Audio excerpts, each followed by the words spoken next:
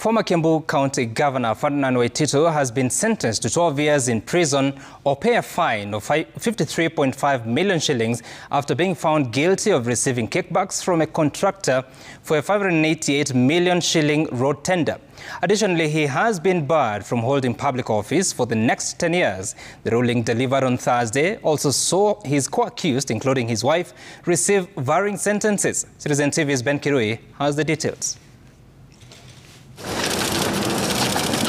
10 a.m. on Thursday, former County Chief Ferdinand Waititu arrived at the Milimani courts for his date with destiny in a multi-million-dollar corruption case that led to his conviction.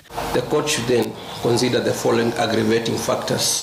The stern tone of Chief Magistrate Thomas Nzioki as he outlined the aggravating factors in the case was a clear signal that Waititu and his co-accused will be facing lengthy prison sentences. And true to that, when the anti-corruption court delivered its ruling, Waititu was sentenced to 12 years behind bars or a fine of Kenya shillings 53.5 million for 5 counts, including conflict of interest in the irregular award of a Kenya shillings 588 million road tender. Your sentence will be as follows: a fine of 1 million in default, 2 years imprisonment.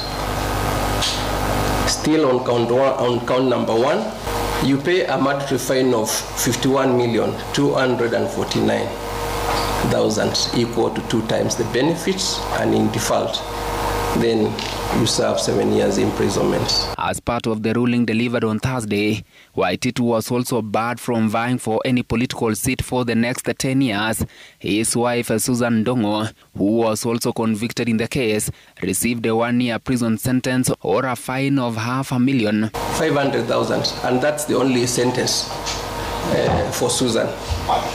Yes, that's the only sentence that she'll carry.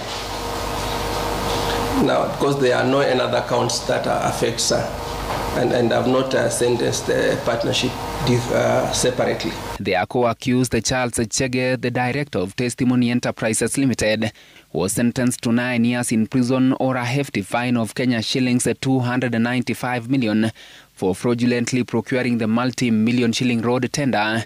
His wife, Beth Wangeshu, was fined Kenya shillings 1.4 million or given the alternative of 2-year jail term. However, she secured a release after settling the fine using a Kenya shillings 4 million cash bail she had deposited earlier.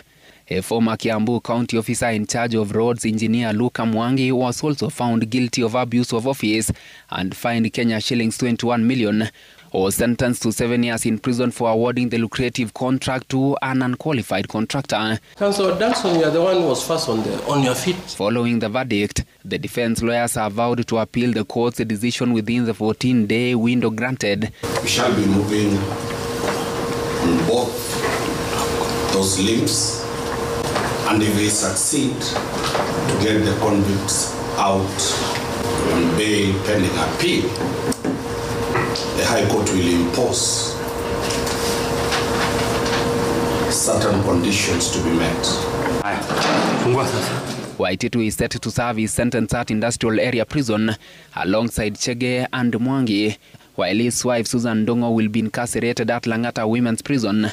As the former governor is led away in handcuffs to begin his prison term at the Industrial Area Prison, the magistrate hopes the lengthy sentence will serve as a stark warning to others engaging in corruption. Ben Kirui, Citizen TV.